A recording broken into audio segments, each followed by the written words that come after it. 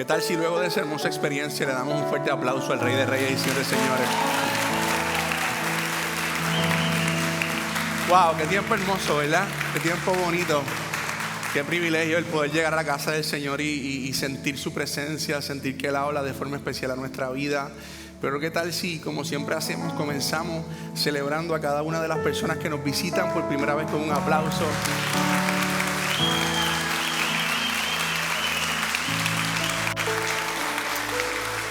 Si tú eres una de esas personas que posiblemente está aquí hoy por primera vez, siéntete bienvenido. Estamos más que agradecidos de que hoy hayas decidido visitarnos y esperamos que vivas un tiempo sumamente hermoso junto a nosotros en comunidad. Ahora, ¿qué tal si nos saludamos? ¿Qué tal si le dices a la persona que está a tu lado, qué bueno que estás aquí? Dile, qué bueno que estás aquí. Díselo con mucha alegría. Ahora dile a la persona que está detrás de ti, te vas a virar y le vas a decir, Dios tiene algo hermoso que hablar a tu vida hoy, díselo. Veo mucha alegría. ¿Qué tal si ahora tú mismo te das un fuerte aplauso porque viniste en la mejor actitud?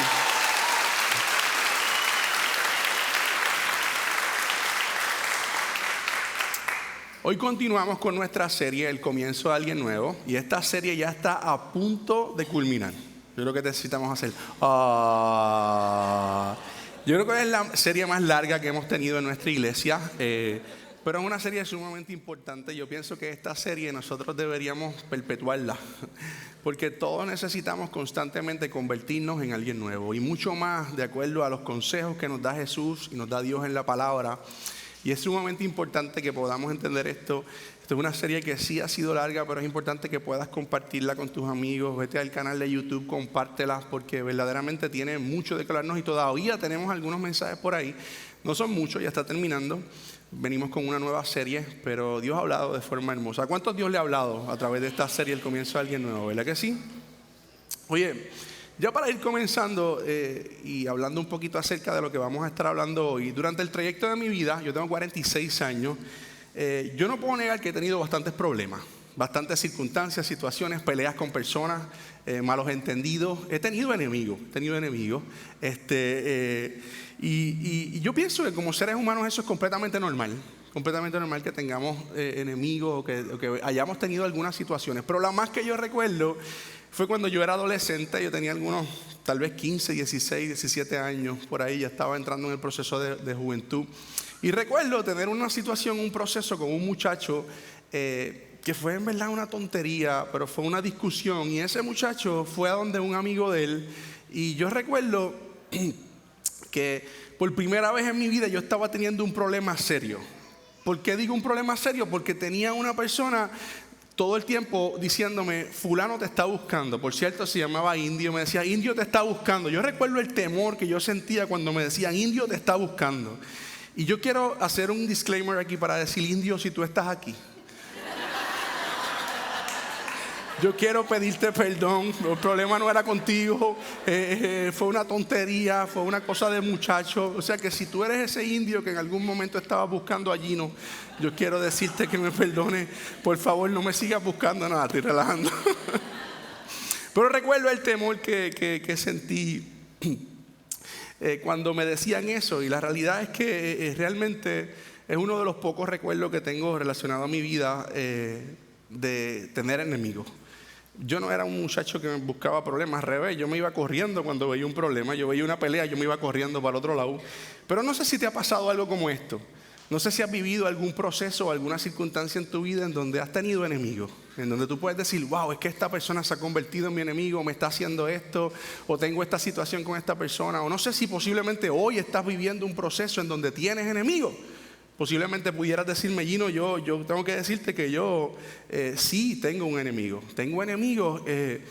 Pues es importante que hoy nosotros podamos identificar posiblemente aquellas personas que vienen a nuestra mente cuando hablamos de enemigos, aquellas personas que vienen a nuestra mente cuando posiblemente hablamos de este tema, porque hoy, vamos a estar explorando una de las enseñanzas de Jesús que puede ser posiblemente la más difícil de poner en práctica. Son unas palabras que Jesús dijo en el Sermón del Monte.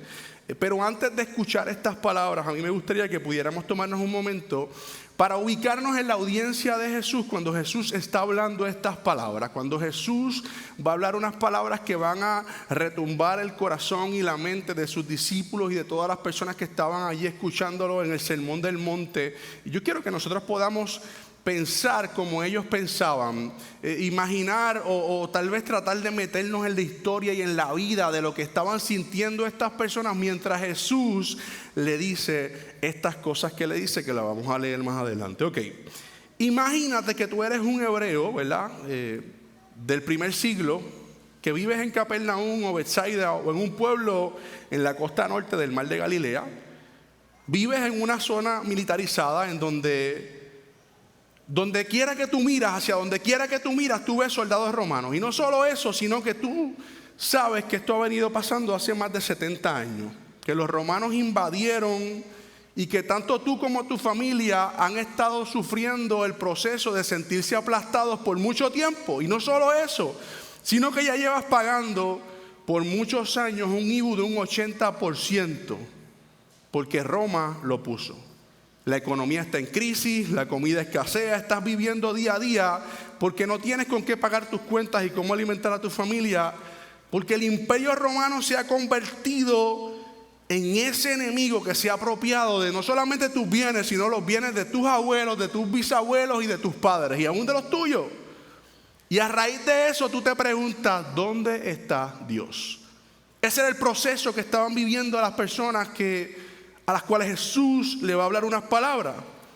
Porque sucede que tú eres creyente, imaginándote eso, y tú has escuchado muchas profecías que te dicen que va a venir un Salvador. Lo has leído en Isaías, porque los judíos eran bien letrados y ellos leían. También en Jeremías, en Miqueas. Y la cosa es que todas esas profecías hablaban y el pueblo constantemente estaba hablando de que un día iba a venir un Salvador, iba a venir un Mesías que los iba a librar de todo este proceso de esclavitud que ellos tenían con los romanos. Y tú conoces esto porque la verdad es que ya en un par de ocasiones algunas personas se habían levantado diciendo que eran el Mesías, pero siempre era el mismo ciclo y era que iban a la guerra, pero verdaderamente eran aplastados por los romanos. Ese es el proceso de vida que estaban viviendo estas personas cuando Jesús le va a decir estas palabras. Inclusive, y que la última vez que pasó, Roma crucificó a 6,000 de tus compatriotas judíos, y que con solo pensar eso tú sientes miedo. Pero luego escuchas que hay un nuevo rabino en el pueblo, un nuevo maestro que viene a la ciudad.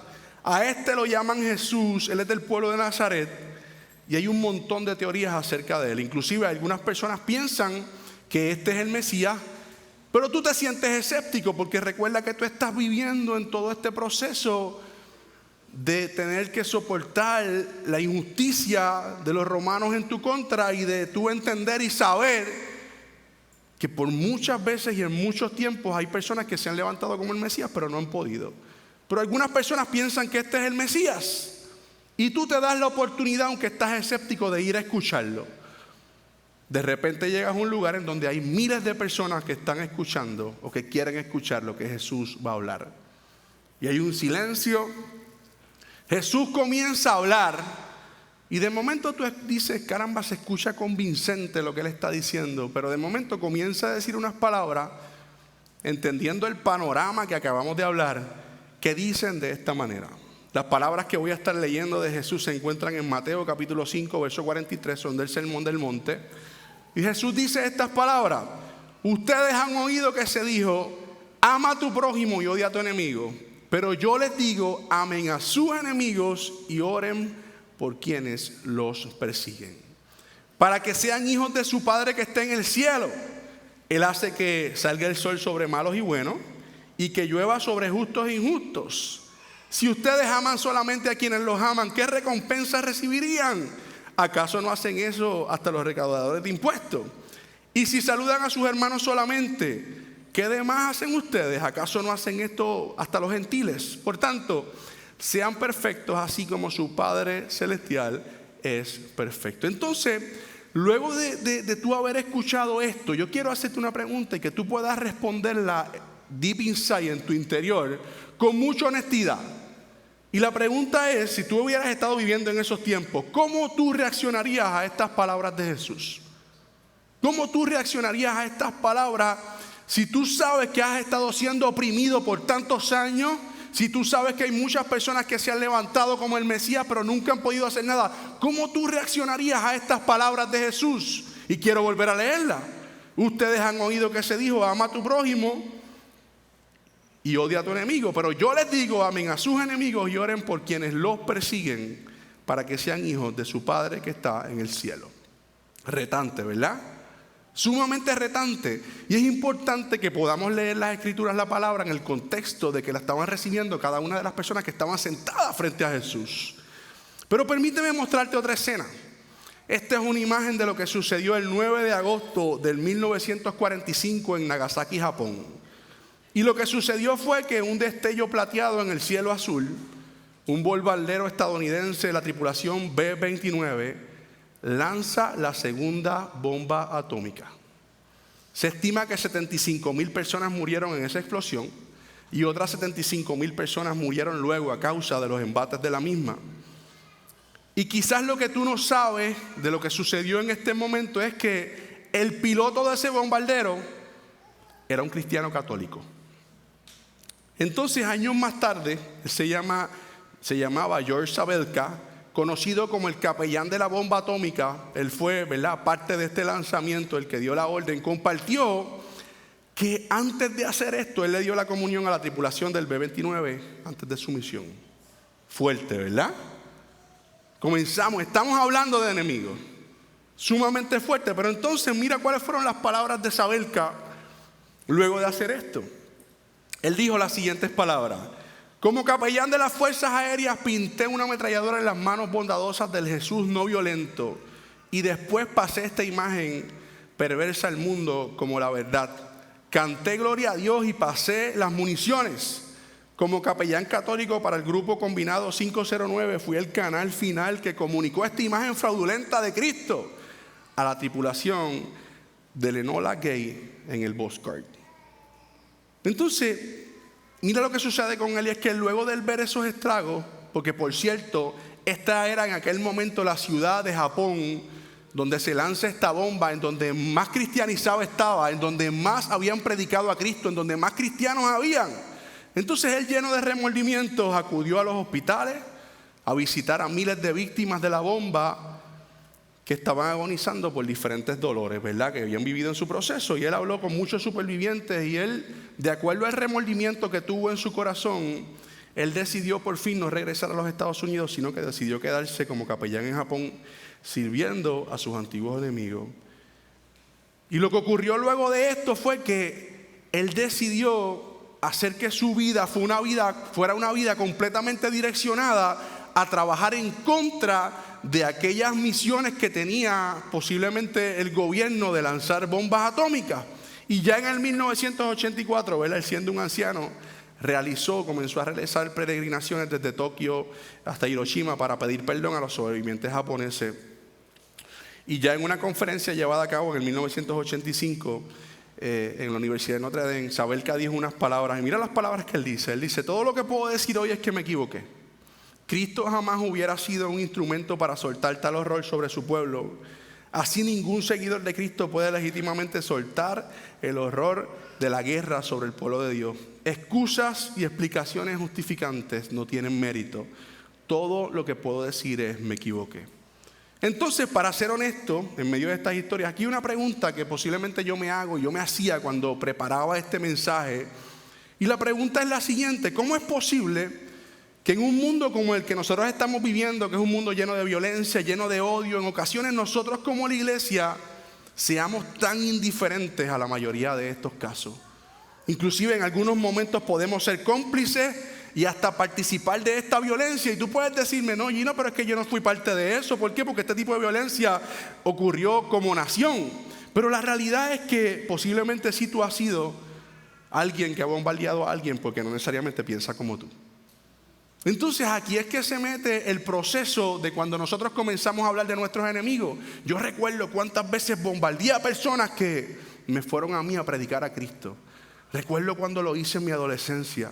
2 amigos, recuerdo que uno se llamaba Carlos y el otro se llamaba Héctor, y fueron a predicarme a Jesús. Y como yo no conocía, los critiqué, los bombardeé y comencé a hablar mal de ellos y me los relajé.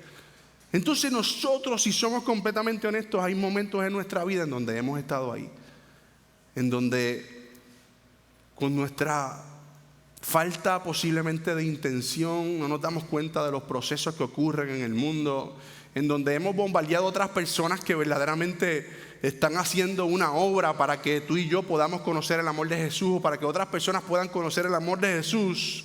Entonces esto nos lleva a entender, todo esto que acabamos de hablar, nos lleva a entender un poco más cuando nosotros leemos lo que acabamos de leer, y es lo que Jesús dice en el Sermón del Monte, cuando dice: ustedes han oído que se dijo, ama a tu prójimo y odia a tu enemigo, pero yo les digo, amen a sus enemigos y ores por quienes los persiguen. Y posiblemente este lenguaje para ti es completamente normal porque has escuchado esta palabra en otras ocasiones. Inclusive estas palabras son parte de lo que son los mandamientos. Deuteronomio nos habla de esto y nos dice en Deuteronomio 6:5, ama al Señor tu Dios con todo tu corazón. ¿Verdad? Yo creo que la mayoría de nosotros conocemos los mandamientos: con toda tu alma y con todas tus fuerzas. Entonces luego Levítico, en Levítico 19 nos dice: no seas vengativo con tu prójimo, ni le guardes rencor, ama a tu prójimo como a ti mismo. Pero si nosotros fuéramos un poquito más profundo a estudiar lo que verdaderamente nos está hablando Dios relacionado a Levítico, y a lo que nos dice verdaderamente cuando nos dice que amemos a nuestro prójimo, vamos a leer Levítico capítulo 19 verso 15 para expandir un poco más acerca de lo que Dios nos quiere hablar. Mira lo que nos dice: no perviertas la justicia. Estoy leyendo el Levítico capítulo 19 verso 15 que está saliendo en la pantalla. No perviertas la justicia, ni te muestres parcial con el favor del pobre o del rico, sino juzga a todos con justicia. No andes difundiendo calumnias entre tu pueblo, ni expongas la vida de tu prójimo con falsos testimonios. Yo soy el Señor. Yo creo que ya vamos a ir entendiendo un poquito más. No alimentes oídos secretos contra tu hermano, sino reprende con franqueza a tu prójimo para que no sufras las consecuencias de su pecado. No seas vengativo con tu prójimo, ni le guardes rencor. Ama a tu prójimo como a ti mismo. Yo creo que esto explica un poquito mejor lo que nosotros estamos hablando. Entonces, lo que debemos entender es que en la mente de Jesús, cuando Él dice ama a tu prójimo como a ti mismo, va mucho más allá de tratar con amor a nuestros vecinos, sino que se trata de convertir a nuestros enemigos en vecinos. Se trata de convertir a nuestros enemigos en vecinos, y eso es lo que te he estado hablando durante esta introducción de este mensaje. ¿Y qué es lo que significa convertir enemigos en vecinos? Que tú puedas acercar a esos enemigos a tu vida y que tú comiences a establecer y a trabajar de acuerdo a lo que Dios habla a nuestra vida. ¿Por qué? Porque lo más que Jesús deseaba cuando Él se para en esta colina y comienza a hablar relacionado a este sermón del monte, era que Él quería expandir el entendimiento común de los que estaban en la colina escuchando este mensaje. Aquellos que posiblemente se habían aclimatado de la idea de que lo que Dios esperaba de ellos era que ellos solamente amaran a los que los amaban a ellos y que siguieran odiando a los que los odiaban a ellos. Pero entonces aquí es que viene el verso retante y Él dice: pero yo les digo, amen a sus enemigos y oren por quienes los persiguen. Entonces la cosa no se pone tan sencilla, sino que se pone un poquito más difícil.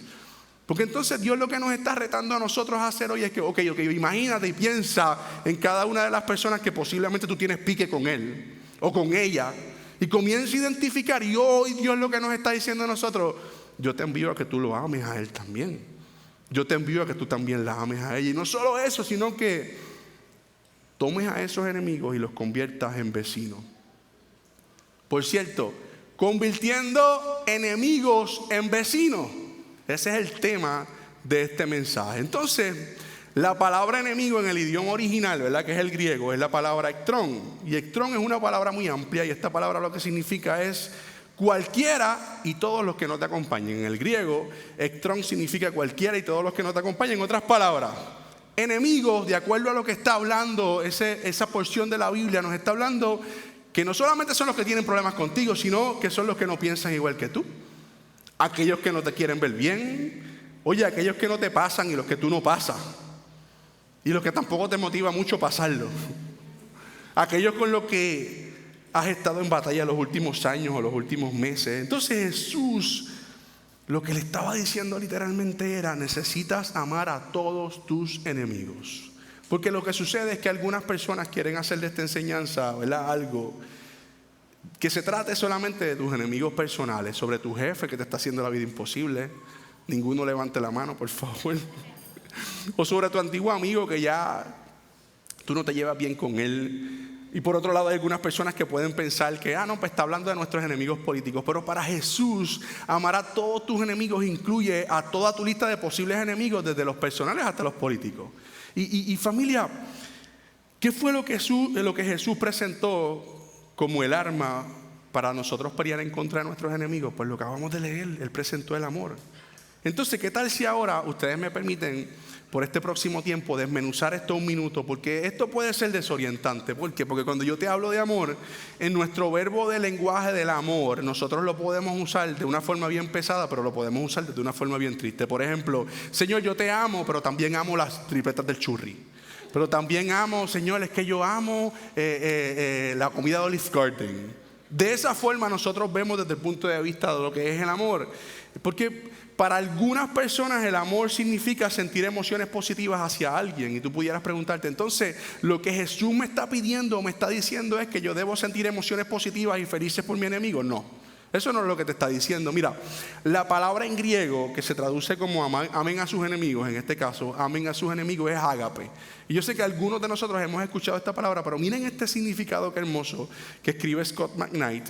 Porque amor ágape es más que nada un amor que nace de tu voluntad propia. Es cuando tú inclinas tu voluntad al bien de otra persona y pones primero su bienestar, aunque al hacerlo eso te cueste mucho. Pero mira lo que dice Scott McKnight y cómo él traduce el término de amor ágape. Él dice: ágape es el firme compromiso de estar con alguien por el bien de esa persona. Y dice: es asociarse con Dios para amarlos con el fin de que lleguen a ser el hombre o la mujer que Dios quiso que fueran cuando los creó.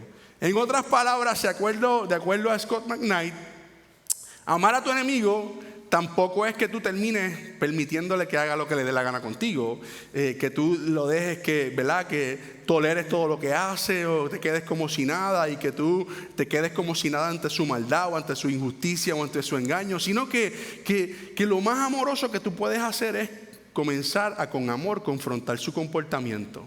Que tú puedas comenzar a decirle sin ningún temor que eso que está haciendo es maldad, o que tú puedas comenzar a decirle sin ningún temor que eso que está haciendo no está bien. Pero posiblemente cuando yo te digo esto, tú puedes pensar: pero ¿cómo rayos yo hago eso? ¿Cómo rayos tú me estás diciendo a mí que yo puedo hacer esto? Pues mira, Jesús nos da unas pequeñas ideas de cómo nosotros podemos comenzar a trabajar con nuestros enemigos o con aquellas personas que nosotros sabemos que no necesariamente se comportan de una forma correcta ante la vida. Y número uno, este es lo que vamos a estar estudiando hoy. Simplemente comienza orando por ellos. Simplemente comienza orando por esas personas. Posiblemente dentro de lo que yo te estoy hablando de tus enemigos, tú estás pensando: ok, pues ¿cómo yo acerco a mi vida a mis enemigos? Tú me estás diciendo que lo haga, pero ¿cómo comienzo a hacerlo? Comienza orando por ellos. Pero no orando para que se queden sin frenos en la cuesta de Calley. No es que tú ores: Señor, que se quede sin freno en la cuesta de Calley. No es por eso, sino es orar bendición sobre ellos. Es orar por la liberación de las cosas buenas de Dios en sus vidas. Hay 2 o 3 que se quedaron marcados con eso.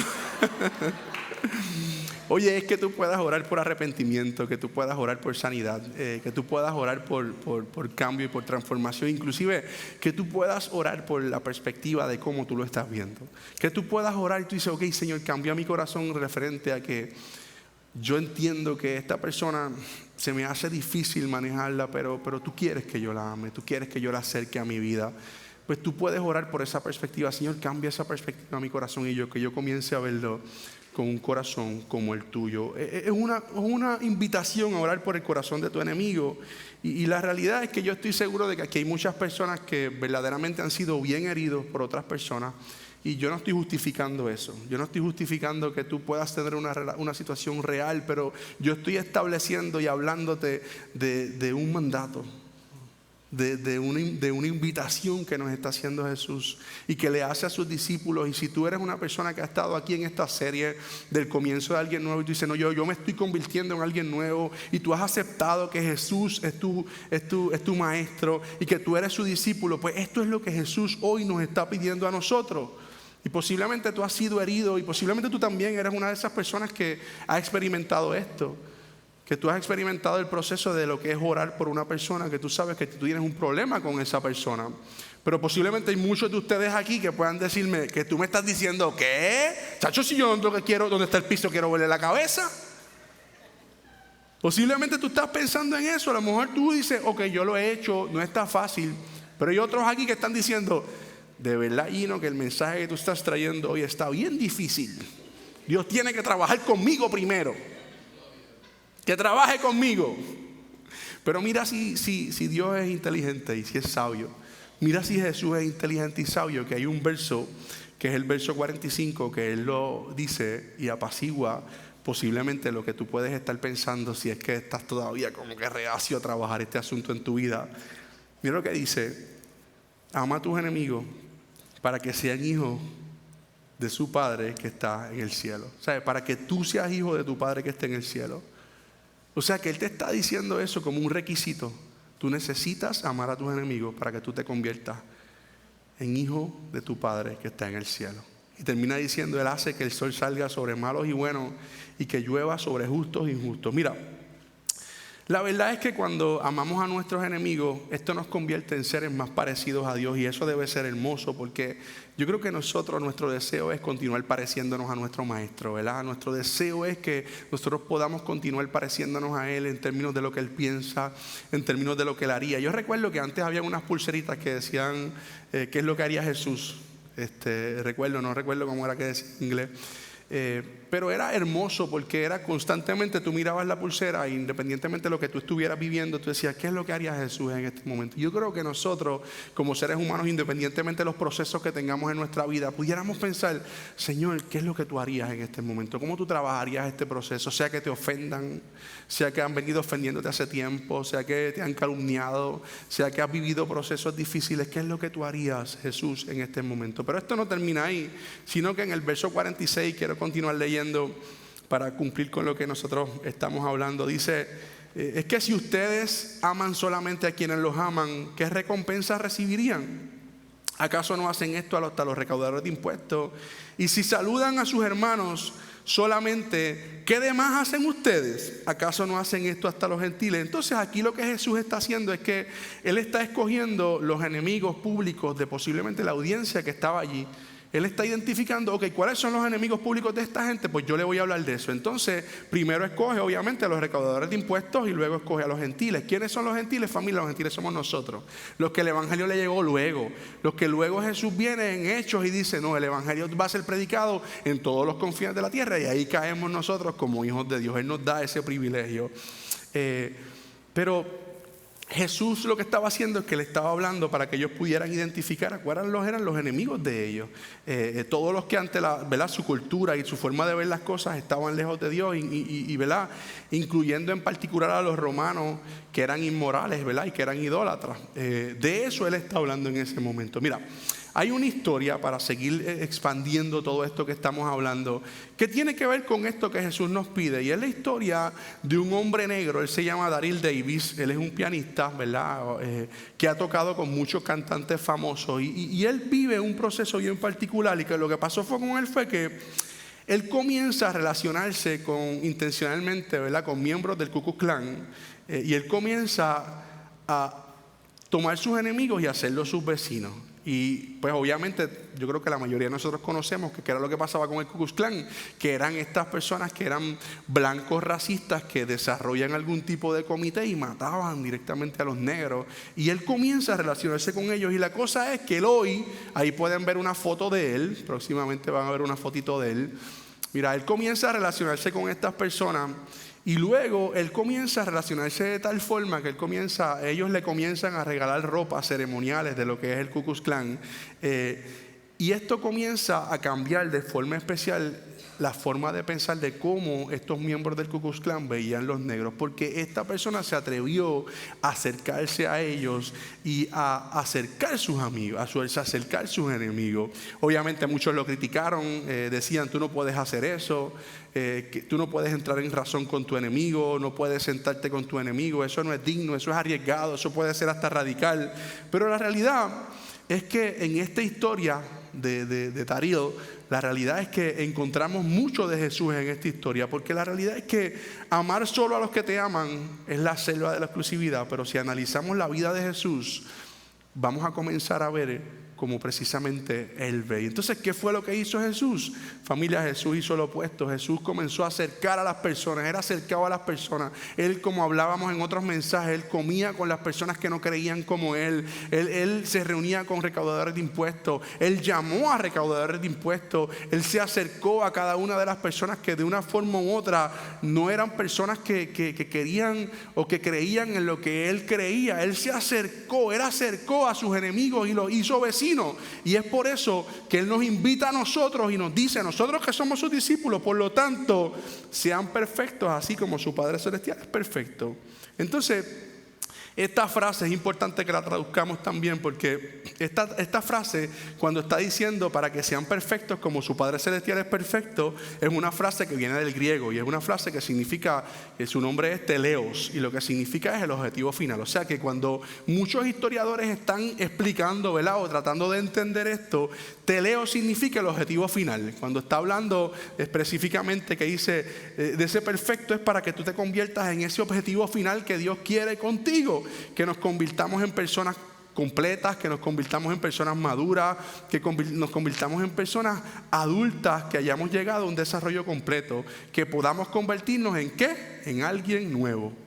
Que podamos lograr convertirnos en alguien nuevo. Esta es la manera, obviamente, como te decía ahorita, que la mayoría de los teólogos interpretan esa línea. Y a mí me gustan mucho unas palabras que habla Pablo, porque describen completamente lo que nosotros estamos hablando hoy. Estas palabras están en Romanos y hay algo bien hermoso dentro de estas palabras, porque como todos sabemos, Pablo era enemigo de la iglesia. ¿Y qué era lo que hacía Pablo? Que Pablo, no necesariamente la Biblia expresa que él mató cristianos, pero sí él era parte de este proceso que perseguía a los cristianos. Y mira qué hermoso lo que Pablo escribe en el libro de Romanos capítulo 5, verso 6. Él dice estas palabras, dice: la verdad, como éramos incapaces de salvarnos en el tiempo señalado, Cristo murió por los malvados. Difícilmente habrá quien muera por un justo, aunque tal vez haya quien se atreva a morir por una persona buena. Pero Dios demuestra su amor por nosotros en esto, en que cuando todavía éramos pecadores, Cristo murió por nosotros. Fíjate que esto lo está hablando alguien que era enemigo de la iglesia, que llegó un momento dado en donde Dios lo tuvo que dejar ciego para que él recapacitara, y Dios se le revela de forma particular. Y él continúa diciendo en el verso 9: y ahora que hemos sido justificados por su sangre, con cuánta más razón por medio de él seremos salvados del castigo de Dios. Porque si cuando éramos enemigos de Dios fuimos reconciliados con él mediante la muerte de su Hijo, con cuánta más razón, habiendo sido reconciliados, seremos salvados por su vida. No solo esto, sino que también nos regocijamos en Dios por nuestro Señor Jesucristo, pues gracias a él ya hemos recibido la reconciliación. Y esto nos hace darnos cuenta, familia, de cómo fue que te ganó Jesús a ti. ¿Cómo fue que te ganó Dios a ti? ¿Cómo fue que Dios me ganó a mí? Pues mira, déjame decirte que no fue a través de violencia y odio, sino que fue a través de amor. Él nos hizo sus amigos, aunque nosotros éramos pecadores. Porque esa es la forma de actuar de Jesús. Aún nosotros siendo sus enemigos, Él nos acercó a Él. Y esto es lo que Él nos está pidiendo hoy. Oye, Jesús tenía tantas opciones, Él tenía tantas oportunidades para tomar la espada, teniendo todo el poder. Tenía tantas oportunidades para hacerlo y así luchar contra Roma. Y Él no iba a ser de los que iba a ser aplastado, sino que Él podía aplastar, porque tenía todo el poder y toda la autoridad. Pero vino con otra estrategia en contra de la violencia, y siempre dijo no. Cuando pudo haberse levantado, siempre dijo no. Entonces, ya para ir terminando este mensaje, para que nosotros podamos entender un poco más de lo que hace un corazón cuando Dios se revela Y cuando comienza a ver desde la perspectiva de Dios, yo quiero leer un mensaje de Martin Luther King, y es una carta. Recuerden que Martin Luther King vivió para aquel tiempo en donde él predicaba a Cristo, pero esto no era lo único que él hacía, sino que obviamente este era un negro en los Estados Unidos, que muchas personas, había mucho racismo, y a ellos los secuestraban y los golpeaban y los mataban. Entonces Martin Luther King escribe una carta y se la envía a sus enemigos. Y yo quiero que nosotros podamos leer esta carta. Y yo quiero con toda honestidad decirle, cuando yo leí esta carta por primera vez, trabajó bien deep inside en mi corazón, porque mira lo que Martin Luther King le escribe a sus enemigos. A nuestros oponentes más amargos les decimos: igualaremos su capacidad de infligir sufrimiento con nuestra capacidad de soportar sufrimiento. Nos enfrentaremos a su fuerza física con la fuerza del alma. Haz con nosotros lo que quieras y te seguiremos amando. No podemos en buena conciencia obedecer sus leyes injustas, porque la no cooperación con el mal es una obligación moral tanto como es la cooperación con el bien. Métenos en la cárcel y te seguiremos amando. Envía a tus perpetradores de violencia encapuchados a nuestras comunidades a la medianoche y golpéanos y déjanos medio muertos, y aún así te amaremos. Pero ten la seguridad de que los desgastaremos con nuestra capacidad de aguantar sufrimiento. Y dice: un día conquistaremos la libertad, pero no solo para nosotros mismos. Apelaremos tanto a tu corazón y conciencia que te ganaremos en el proceso, y nuestra victoria será una doble victoria. Martin Luther King. Y yo no sé si este escrito de Martin Luther King es impresionante para ti. Y yo me preguntaba: Señor, verdaderamente nosotros hoy, en el siglo XXI, ¿tendremos esta capacidad de amar a nuestros enemigos? Verdaderamente, cuando yo lleve este mensaje, ellos van a poder entender qué es lo que tú estás pidiendo. Verdaderamente ellos van a poder entender que tú lo que estás llamándolo es que ellos cojan a sus enemigos y los conviertan en vecinos, a que no vivamos una vida separada del mundo y que solamente nos relacionemos con aquellas personas que piensan igual que nosotros. Y yo no sé si tú te das cuenta, pero estos son los mensajes que nosotros hemos ido predicando y que nos están retando a nuestro corazón, y lo que traímos la semana pasada y la semana antipasada, que oremos por las personas. Qué importante es que nosotros podamos entender que Dios lo que quiere es que nosotros nos relacionemos con otras personas, incluyendo a nuestros enemigos. Y la verdad es que posiblemente este mensaje tú lo puedes escuchar hoy y levanta muchas preguntas, y algunas de esas preguntas nosotros las vamos a atender en el próximo mensaje, ¿verdad? Como por ejemplo: Gino, ok, me estás diciendo que yo no puedo accionar hacia la violencia, y que tú me estás diciendo que yo acerque a mis enemigos, pero ¿qué tal la violencia en defensa de mí mismo? Eso es una buena pregunta. ¿O qué tal el asesinato para salvar la vida de otra persona? ¿O qué tal proteger a tu familia de un intruso en la casa? Oye, yo tengo 3 hijos y yo pienso en eso. ¿O qué tal el gobierno? ¿O qué tal si cuando servimos en el ejército? ¿O qué tal si somos policías? ¿O qué tal si me envían a la guerra? ¿Qué tal la historia de la iglesia? ¿O qué tal la historia del Antiguo Testamento, que constantemente está hablando de estas batallas? Pero esas son preguntas que vamos a estar contestando luego en los próximos mensajes. Pero hoy yo quiero que tú te lleves una pregunta, o 2 preguntas verdaderamente a tu casa. Y una de ellas es: ¿quiénes son tus enemigos? ¿Quiénes son tus enemigos? ¿Hay alguien en la calle por donde tú vives que es tu enemigo? ¿O hay alguien en tu oficina que es tu enemigo? ¿O algún jefe o algún miembro de tu familia?